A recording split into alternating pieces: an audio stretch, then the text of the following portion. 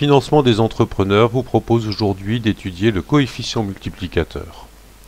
Le coefficient multiplicateur permet à une entreprise commerciale d'appliquer un coefficient sur ses achats et d'obtenir directement le prix de vente TTC.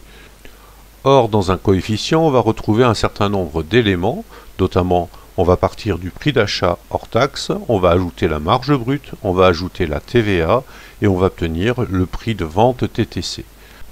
Il est donc indispensable de ne pas confondre coefficient multiplicateur et marge brute. Je vous propose de décomposer donc le coefficient multiplicateur afin de vous permettre sa compréhension, surtout d'isoler la part la plus importante qu'il compose, c'est-à-dire la marge brute, de façon à améliorer tout simplement vos résultats. À partir d'informations concernant ces deux articles, nous allons compléter progressivement un tableau qui nous permettra d'identifier toutes les inconnues du coefficient multiplicateur.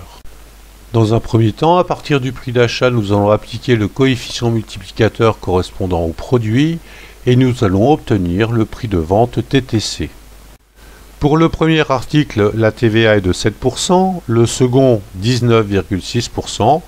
Nous allons donc ranger ces pourcentages dans la case pourcentage correspondant aux TVA respectives. Il est bon de rappeler que le chiffre d'affaires hors taxe est la référence en pourcentage de tous les calculs, que ce soit pour le prix d'achat, la marge brute ou alors les charges. Pour le prix de vente hors taxe, ce sera donc 100 et donc nous allons insérer ce pourcentage dans les cases correspondant aux deux articles. Si l'on additionne le chiffre d'affaires hors taxe en pourcentage plus le taux de TVA, nous allons obtenir pour le premier article 107% et pour le second article 119,6%. Comment est-ce qu'on va déterminer maintenant le prix de vente en euros pour chaque produit? Dans le premier cas, on va prendre 70 €, soit le prix de vente TTC, divisé par 107, multiplié par 100. Ainsi, on va obtenir le prix de vente hors taxe, soit 65,42 €. Dans le deuxième cas, on va prendre le prix de vente TTC 234 €, divisé par 119,6, multiplié par 100, et on va ainsi obtenir notre prix de vente hors taxe de 195,65 €.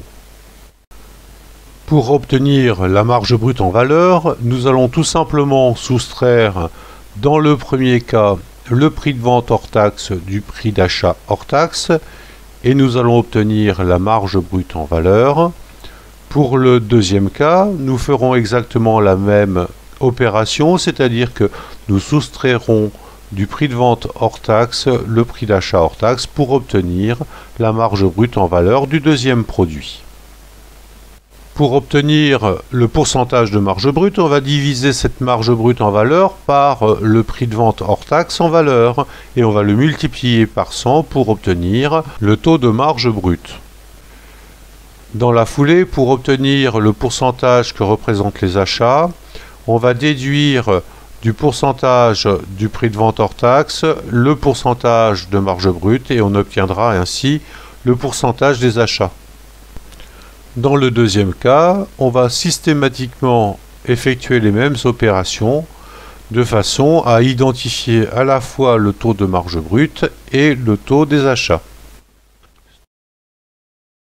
Maintenant, nous allons voir que si vous modifiez le taux de marge brute, vous serez amené nécessairement à changer le coefficient multiplicateur. Ainsi, si vous décidez d'appliquer à la place du taux de marge brute qui est de 46,50% un taux de 52%, déduit du pourcentage de prix de vente hors taxe, vous obtiendrez le nouveau taux que représentent les achats. Pour calculer le nouveau coefficient multiplicateur, il suffira de prendre le pourcentage du prix de vente TTC divisé par le nouveau pourcentage des achats et vous obtiendrez ainsi les nouveaux coefficients multiplicateurs. Eh bien, qu'est-ce qu'il faut dire sur les coefficients multiplicateurs? Eh bien, ils vont vous faire gagner du temps, mais il faut les maîtriser. Et en les maîtrisant, vous allez augmenter la rentabilité de votre entreprise. Financement des entrepreneurs vous dit à bientôt avec la marge pondérée qui permet de jongler avec les marges brutes et améliorer ses résultats. Si vous souhaitez bénéficier de nos conseils et obtenir les financements pour vos projets d'entreprise, contactez-nous.